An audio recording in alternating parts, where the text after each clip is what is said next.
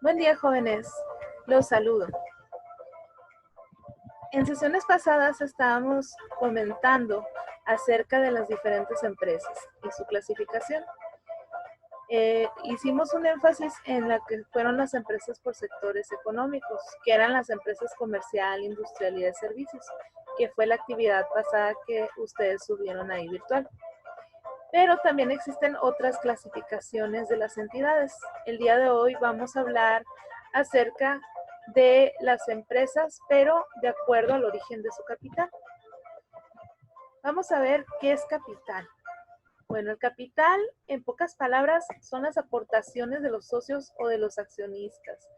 Esas aportaciones tienen por objetivo generar un beneficio o una ganancia. Sí, cuando estamos hablando de capital, de dónde se sacan esos recursos económicos, estamos hablando de diferentes tipos de entidades. Una son las empresas o entidades privadas, otra sería las empresas públicas u oficiales, y una mezcla de las dos sería empresas de economía mixta. A continuación, vamos a ver de qué se trata cada una de ellas.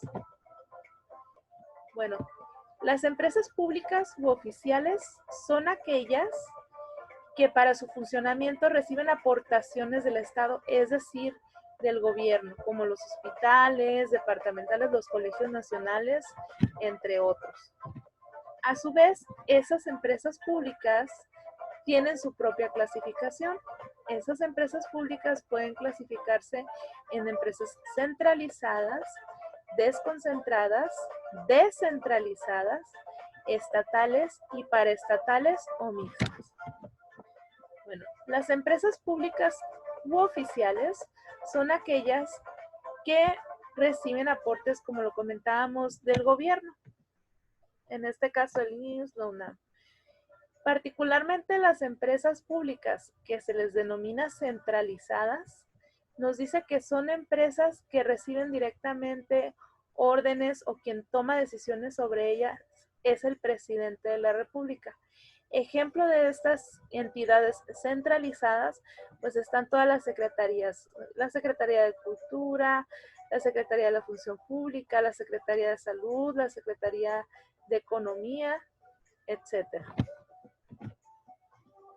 También tenemos como entidades públicas organismos desconcentrados. Bueno, ¿en qué se diferencian de los primeros? Las desconcentradas tienen determinadas facultades de decisión limitada. Su autonomía y su presupuesto es independiente, pero sigue existiendo un nexo. Ejemplos de este tipo de empresas, pues tenemos al Instituto Nacional de Bellas Artes, a lo que es la Comisión Nacional Bancaria y la Comisión Federal Electoral. Es decir, no reciben órdenes directamente del Ejecutivo, en este caso del presidente, a diferencia de las secretarías, pero sí obtienen recursos públicos, además de que son autónomos. Otra clasificación son las descentralizadas. Ojo, no hay que confundir las desconcentradas con las descentralizadas. Las descentralizadas nos dice, bueno, hacen actividades de interés general, pero tienen una personalidad y un patrimonio y régimen jurídico propios. Ejemplos de estas empresas serían el Instituto Mexicano de Comercio Exterior, la Compañía Nacional de Subsistencias Populares, entre otros. También tenemos las estatales. Bueno, en este caso pertenecen a determinados estados de la República. No adoptan una forma externa de sociedad privada, ¿sí?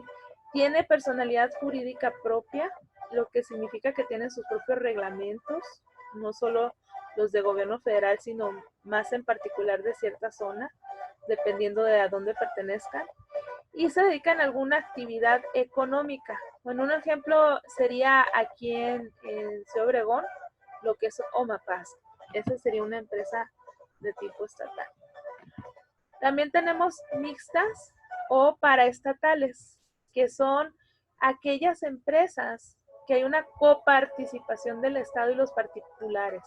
O sea, es decir, no son completamente del gobierno, ni tampoco son completamente privadas. Ejemplo, bueno, el Itson, en este caso, pudiera ser un ejemplo de una empresa mixta. ¿Por qué? Porque es un instituto que tiene autonomía, toma sus propias decisiones y una parte de sus recursos es público y la otra privada. A eso le denominamos como economía mixta, cuando se obtienen, digamos, aportes tanto del Estado como de socios particulares.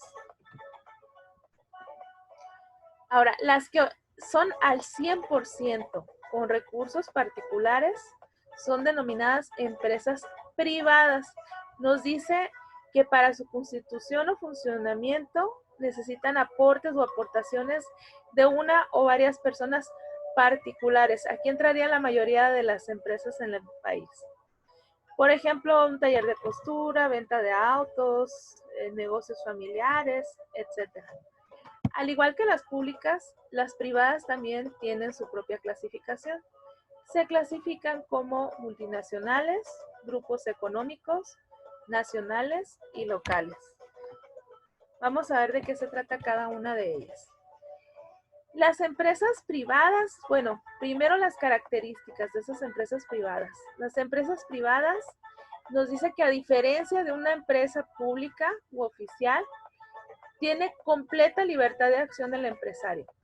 A diferencia de una pública que depende, digamos, del gobierno, de sus funcionarios, en este caso la responsabilidad recae completamente en el empresario, que es el encargado de tomar las decisiones. Entonces, el empresario es libre de elegir sus métodos productivos, es libre de elegir el tipo de productos o de servicios que va a elegir, las condiciones laborales, el sistema de precios, etc. También nos dice que los bienes y servicios que producen este tipo de empresas están destinados a un mercado determinado. Otra de las características de las empresas privadas es que se rigen por el sistema de pérdidas y ganancias. Eso significa que va en relación al mercado, a lo que requieren sus clientes o consumidores. También estas empresas pueden ser individuales que pertenezcan a un solo empresario o bien a un grupo de socios o sociales. Y pueden estar legalmente constituidas como una persona física o una persona moral. Ahora sí, vamos a ver cada una de las clasificaciones de las empresas de tipo privado. Bueno, las empresas privadas multinacionales son las que más se conocen. Por lo general, el tipo de capital de estas empresas es extranjero y explotan la actividad en diferentes países del mundo. Pues aquí tenemos diferentes ejemplos de empresas multinacionales. Está la Coca-Cola, está Nokia, Samsung, Microsoft, General Electric, Walt Disney, que tienen presencia en todo el mundo, a nivel internacional y en diferentes tipos de giros. A eso también se le llama globalización, el estar presente en diferentes países.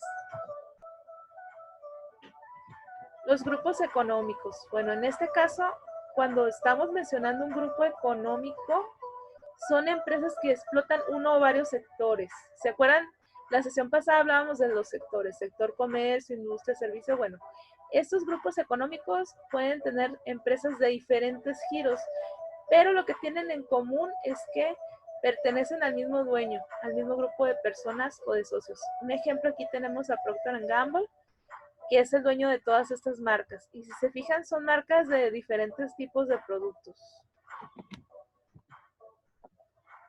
También tenemos las empresas nacionales. En este caso, las empresas nacionales nos dicen que son empresas que únicamente se encuentran en nuestro país y al interior de la República. Normalmente, bueno, tienen una sucursal principal y en varias ciudades o en varios estados, pues tienen otras sucursales. Un ejemplo de estas empresas, pues es Ley. También tenemos las empresas locales. En este caso, las empresas locales son las que son exclusivamente a nivel regional o local, o sea, las que están en tu ciudad como en este caso los súper de la canasta, sería un ejemplo de una empresa local, o también pudiera ser la pizza de 550 grados. O sea, pueden tener varias sucursales, pero siguen estando dentro del mismo municipio o de la misma localidad. Y por mi parte es todo, jóvenes. Les agradezco mucho su atención. Nos vemos el día miércoles.